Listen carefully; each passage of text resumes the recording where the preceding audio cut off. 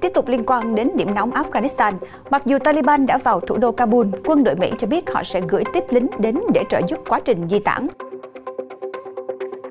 Trong khi đó, họ cũng khẳng định vẫn đang kiểm soát sân bay Kabul, điểm vận chuyển quan trọng nhất giữa Afghanistan và thế giới lúc này.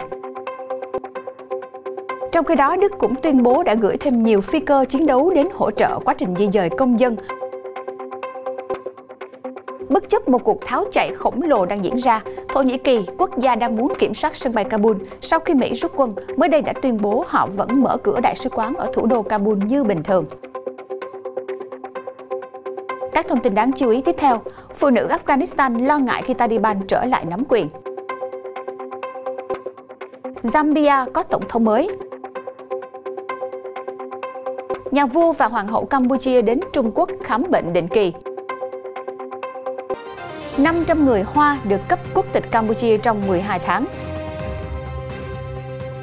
Tổng thống Hàn Quốc chào đón sự trở về của người anh hùng dân tộc.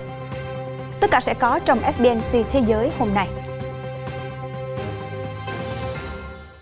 Quý vị đang theo dõi FBNC Thế giới hôm nay. Thưa quý vị, bất chấp việc Taliban đã tiến vào kiểm soát thủ đô Kabul, chính phủ Mỹ thông báo họ sẽ ngay lập tức triển khai thêm 1.000 quân tới Afghanistan để đảm bảo an ninh trong quá trình di tản. Bộ Ngoại giao Mỹ và Lầu Năm Góc đã đưa ra một tuyên bố chung mới đây, cho biết sẽ mở rộng sự hiện diện an ninh ở Afghanistan lên gần 6.000 quân trong 48 giờ tới. Quân đội sẽ đảm nhận việc kiểm soát không lưu để tạo điều kiện thuận lợi cho việc rời đi an toàn của hàng ngàn công dân Mỹ đang cư trú tại Afghanistan. Các phiên dịch viên người Afghanistan và các nhân viên địa phương khác từng làm việc cho phái bộ Hoa Kỳ cũng sẽ được chuyển ra khỏi đất nước cùng với gia đình của họ. Bộ Ngoại giao Mỹ cho biết các nhân viên Đại sứ quán Mỹ đều đã sơ tán đến sân bay quốc tế Kabul. Trước đó, Ngoại trưởng Mỹ Antony Blinken cảnh báo bất kỳ nỗ lực nào của Taliban nhằm tấn công các lực lượng Mỹ hoặc làm gián đoạn các hoạt động di tản đều sẽ bị đáp trả mạnh mẽ. Hiện chưa có báo cáo nào cho thấy Taliban muốn đụng độ trực tiếp với quân đội Mỹ hay các lực lượng phương Tây ở thủ đô Kabul. Trước nhiều lo ngại của cộng đồng quốc tế về thảm họa nhân đạo có thể xảy ra trong quá trình di tản do Taliban đã chiếm được thủ đô, phát ngôn viên Bộ Quốc phòng Mỹ mới đây cho biết quân đội của họ vẫn đang kiểm soát chặt chẽ sân bay Kabul và quá trình rời đi của người nước ngoài vẫn tiếp tục cho đến khi hoàn thành. Bộ Quốc phòng Mỹ cho biết quân đội của họ vẫn đang kiểm soát rất vững chắc sân bay quốc tế Hamid Karzai ở thủ đô Kabul và vùng phụ cận. Trong khi đó, hàng ngàn người Mỹ, công dân nước ngoài và người Afghanistan đang hối hả rời khỏi đất nước, hiện đang nằm dưới sự kiểm soát của Taliban. Trước đó, Tổng thống Biden đã ra lệnh cho khoảng 6.000 binh sĩ Hoa Kỳ đến bảo vệ sân bay. Một nguồn tin của Bộ Quốc phòng Mỹ cho biết, ngày mai và những ngày tới, chúng tôi sẽ chuyển ra khỏi đất nước hàng ngàn công dân Mỹ đang cư trú tại Afghanistan, cũng như các nhân viên địa phương của phái bộ Hoa Kỳ tại Kabul và gia đình của họ, và cả những công dân Afghanistan đặc biệt dễ bị tổn thương khác. Hãng tin AP tường thuật, Lầu Năm Góc có đủ máy bay để chở 5.000 dân thường mỗi ngày, cả người Mỹ và phiên dịch viên người Afghanistan, cũng như những người khác đã làm việc với Mỹ trong chiến tranh. Nhưng hàng chục ngàn người Afghanistan từng làm việc với Mỹ và các lực lượng NATO khác cũng đang tìm cách chạy trốn cùng với các thành viên gia đình. Và không có gì chắc chắn khi an ninh ngày càng xấu đi ở Kabul. Không biết cuộc di tản này sẽ tiếp tục trong bao lâu. Hiện có khoảng 88.000 người Afghanistan đủ điều kiện và có thể cần được sơ tán.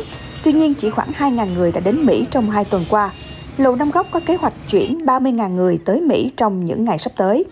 Phát ngôn viên Bộ Quốc phòng John Kirby cho biết, chúng tôi sẽ đưa càng nhiều người lên máy bay càng tốt và sẽ tập trung để giúp mọi người ra khỏi đất nước, sau đó phân loại ở những điểm dừng tiếp theo. Chúng tôi sẽ giám sát chặt chẽ các hoạt động hàng không tại sân bay trong thời gian sớm nhất có thể. Thưa quý vị, từ hôm Chủ nhật ngày 15 tháng 8, Đức đã đóng cửa đại sứ quán ở Afghanistan do lo ngại tình hình an ninh xấu đi khi Taliban đã vào thủ đô. Mới đây, Ngoại trưởng nước này thông báo họ đã gửi nhiều máy bay chiến đấu tới để hỗ trợ quá trình di tản công dân. Máy bay Đức đã gửi là loại vận tải quân sự A400M với mục tiêu sơ tán người Đức và những người địa phương Afghanistan từng hợp tác với Đức sau khi Taliban tiến vào thủ đô Kabul. Ngoại trưởng Đức Heiko Maas nói với các nhà báo rằng, chúng tôi đang làm mọi thứ để cho phép công dân và cựu nhân viên địa phương của chúng tôi rời khỏi Afghanistan trong vòng những ngày tới. Lực lượng nổi dậy Taliban đã tiến vào Kabul hôm Chủ nhật 15 tháng 8 và cho biết dự kiến sẽ nắm quyền trong vòng vài ngày, khiến chính phủ Đức phải đẩy nhanh tiến độ sơ tán. Các nhân viên đại sứ quán đã được chuyển đến một khu vực quân sự của sân bay Kabul. Các nhân viên nòng cốt sẽ vẫn ở đó trong những ngày tới để giúp đỡ những cuộc sơ tán tiếp theo. Bộ trưởng Quốc phòng Annegret Kramp-Karrenbauer cũng cho biết máy bay quân sự đã rời căn cứ không quân Gustav vào đêm Chủ nhật và rạng sáng thứ Hai, ngày 16 tháng 8 để hướng tới Kabul. Theo Ngoại trưởng Maas, các máy bay này sẽ đưa người sơ tán đến thủ đô Tashkent của Uzbekistan. Từ đó, những người này sẽ được đưa đến Đức trên máy bay dân sự. Đức, Mỹ và các đối tác quốc tế đã đồng ý hỗ trợ lẫn nhau trong các nỗ lực sơ tán. Bộ Ngoại giao Anh cho biết có ít nhất 100 người Đức vẫn ở Afghanistan. Ngoài ra, ít nhất 1.000 cựu nhân viên người Afghanistan từng làm việc với Đức, bao gồm cả thành viên trong gia đình họ, cũng là đối tượng sẽ được sơ tán. Thổ Nhĩ Kỳ, quốc gia có chung hệ tư tưởng Hồi giáo với nhóm cực đoan Taliban, mới đây cho biết họ sẽ không đóng cửa cơ quan ngoại giao và di dời nhân viên như nhiều nước khác. Đại sứ quán của họ ở thủ đô Kabul sẽ tiếp tục hoạt động bất chấp tình hình như thế nào? Bộ trưởng Ngoại giao Thổ Nhĩ Kỳ Mevlut Cavusoglu mới đây cho biết đại sứ quán của họ tại thủ đô Kabul của Afghanistan sẽ tiếp tục hoạt động bất chấp điều gì xảy ra. Lực lượng nổi dậy Taliban đã tiến vào Kabul từ Chủ nhật và Tổng thống Ashraf Ghani đã rời đất nước với lý do ông nói rằng muốn tránh đổ máu. Điều này dẫn đến các chiến binh Hồi giáo tiến gần đến việc tiếp quản đất nước sau 2 thập kỷ họ bị lật đổ bởi một cuộc can thiệp do Mỹ dẫn đầu. Các nhà ngoại giao Mỹ được đưa từ đại sứ quán bằng máy bay trực thăng đến sân bay khi các lực lượng an ninh Afghanistan vốn được đào tạo trong nhiều năm, được Mỹ và những nước khác trang bị hàng tỷ đô la, đã nhanh chóng tàn rã. Các quốc gia châu Âu bao gồm Pháp, Đức và Hà Lan cho biết họ vẫn đang di chuyển các nhà ngoại giao đến sân bay và làm việc để đưa công dân cũng như một số nhân viên người Afghanistan rời khỏi đất nước. Thổ Nhĩ Kỳ, quốc gia có cùng hệ tư tưởng Hồi giáo gần với Taliban, được cho là muốn tiếp quản sân bay Kabul khi các lực lượng quốc tế rút lui. Tổng thống nước này là ông Erdogan cũng từng nói ông muốn đàm phán với Taliban.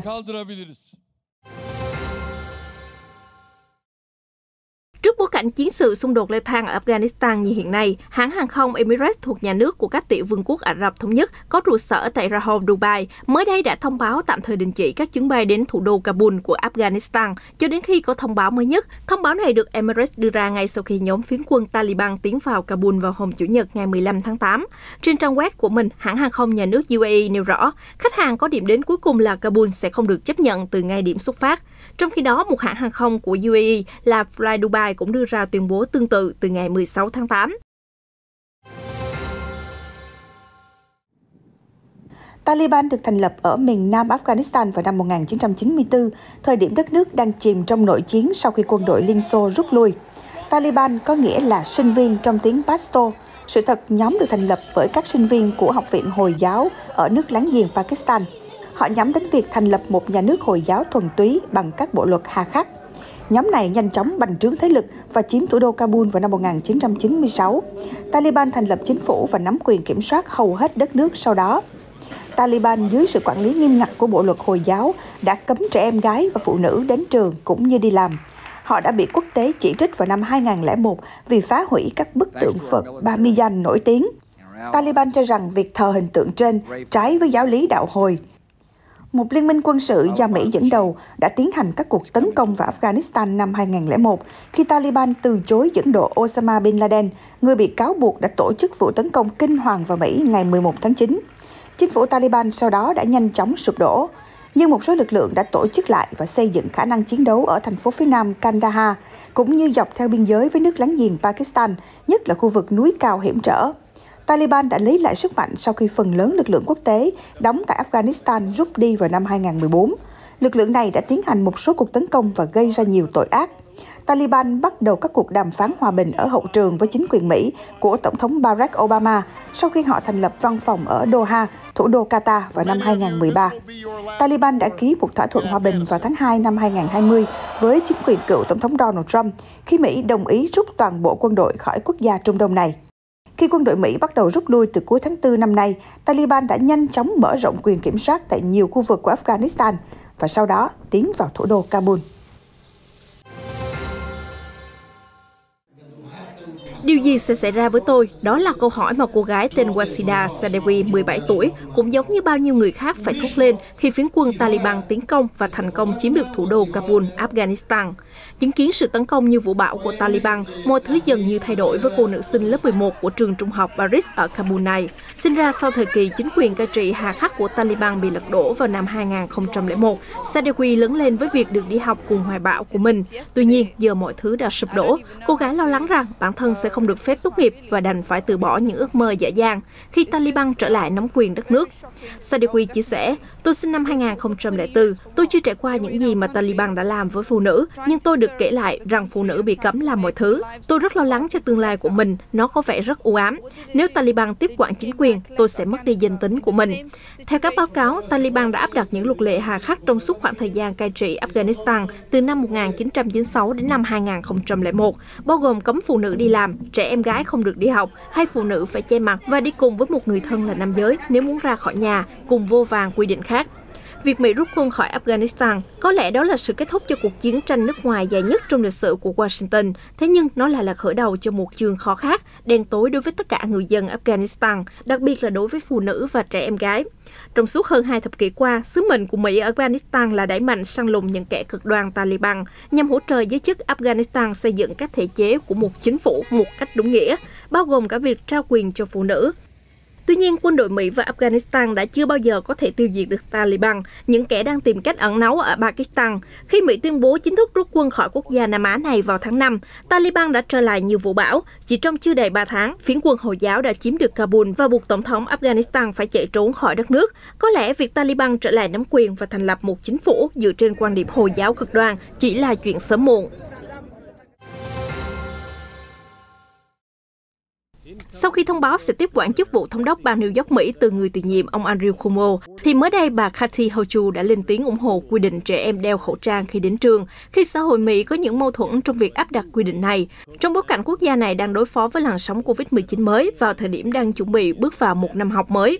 Phát biểu trong cuộc phỏng vấn trên truyền hình State of the Union của CNN vừa qua, bà Hochul cho rằng việc áp dụng quy định trẻ em đeo khẩu trang ở trường là điều mà tôi tin là phải xảy ra vì sự an toàn của trẻ em, giáo viên, quản lý trường học và cả cho cộng đồng.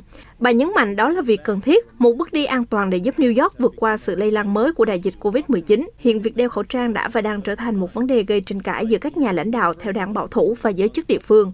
Đối mặt với sự nguy hiểm của biến thể Delta, khiến các ca bệnh Covid-19 nhập viện ở trẻ em Mỹ gia tăng đáng kể trong thời gian gần đây. Các trường học ở bang Florida, Texas và Arizona đã đưa ra yêu cầu bắt buộc trẻ em đeo khẩu trang khi đến trường, bất chấp lệnh cấm từ các thống đốc bang.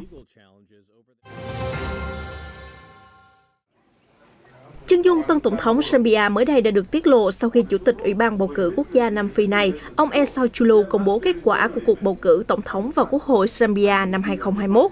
Qua đó, lãnh đạo phe đối lập Hakainde Hichilema đã đánh bại đương kim tổng thống Edgar Lungu với gần 2.811.000 phiếu trên tổng số 7 triệu cử tri đi bỏ phiếu để chính thức trở thành vị tổng thống mới của Zambia.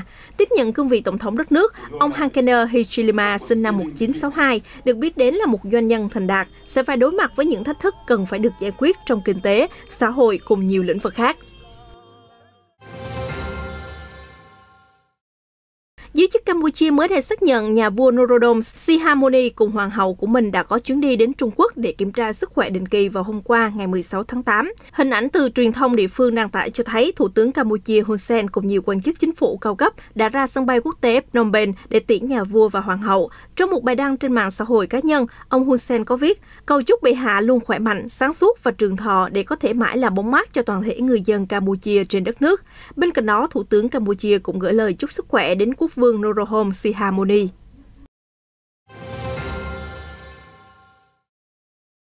Theo báo cáo mới đây, 505 công dân Trung Quốc đã nhập quốc tịch Campuchia, trong đó bao gồm 88 người đã đổi tên sau khi nhập tịch và một số ít có hộ chiếu nước ngoài như Mỹ, Canada, Venice, Antigua và Barbuda, Liên bang Saint Kitts và Cộng hòa Vanuatu.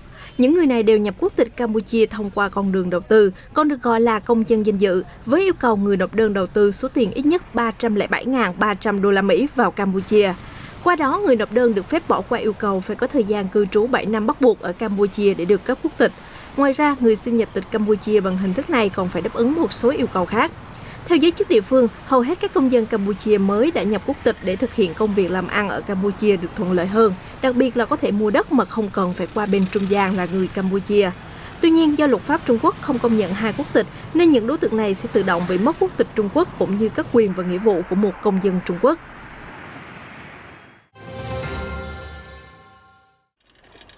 Nền kinh tế Thái Lan bất ngờ tăng trưởng trong quý 2 cao hơn so với dự đoán nhờ xuất khẩu và chi tiêu chính phủ, nhưng tình hình Covid-19 tiếp tục ảnh hưởng xấu đến hoạt động trong nước như du lịch cũng như kìm hãm sự phục hồi mong manh này. Chính phủ đã cắt giảm dự báo tăng trưởng kinh tế năm 2021 xuống 0,7 đến 1,2% so với con số 1,5 đến 2,5% trước đó do lo ngại về Covid-19. Kinh tế Thái Lan đã sụt giảm 6,1% trong năm ngoái. Đợt bùng phát Covid-19 lớn nhất ở Thái Lan cho đến nay đã chứng kiến số ca mắc và tử vong tăng đột biến, khiến chính phủ áp dụng các biện pháp phong tỏa cứng rắn hơn ở Bangkok và nhiều tỉnh lân cận từ tháng 7, trước khi gia hạn trong tháng 8 và mở rộng sang các khu vực chiếm khoảng 80% GDP toàn quốc. Dữ liệu quốc gia cho thấy nền kinh tế lớn thứ hai Đông Nam Á tăng trưởng 0,4% so với quý 1, khi dự báo giảm 1,4% trong một cuộc thăm dò trước đó. Nếu so với một năm qua, tổng sản phẩm quốc nội GDP quý 2 đã tăng tới 7,5%, vượt qua mức dự báo 6,4%. Điều này đến phần lớn do GDP sụt giảm vào năm ngoái khi đại dịch lần đầu tiên xảy ra. Ông Kositi Silbachai, người đứng đầu bộ phận nghiên cứu thị trường vốn của ngân hàng Kasikornbank cho biết, mặc dù tín hiệu ngày hôm nay là một điểm sáng, nhưng những khó khăn vẫn còn lớn với tác động của biến thể Delta. Hỗ trợ chính sách tiền tệ và tăng nguồn lực cho y tế vẫn là điều tối quan trọng để ngăn kinh tế Thái Lan khỏi suy thoái kép.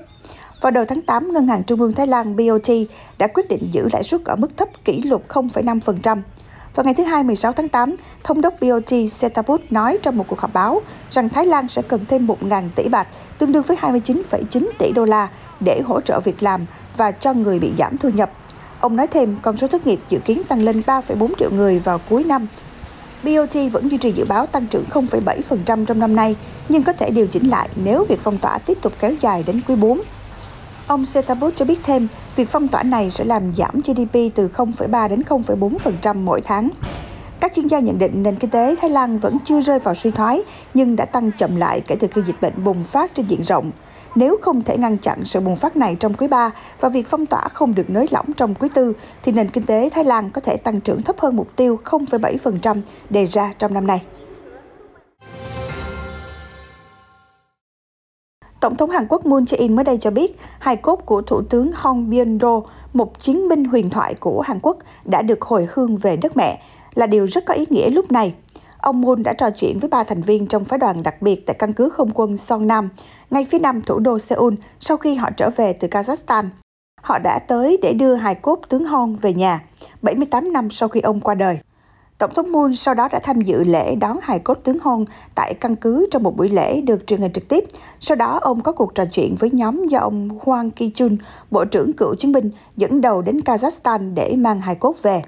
Các thành viên khác của phái đoàn có nghị sĩ Woo Won-sik từ đảng Dân Chủ cầm quyền, ông Cho Jin-won, diễn viên đóng vai chính trong bộ phim nói về cuộc chiến giải phóng dân tộc khỏi ách thống trị của thực dân Nhật giai đoạn 1910-1945.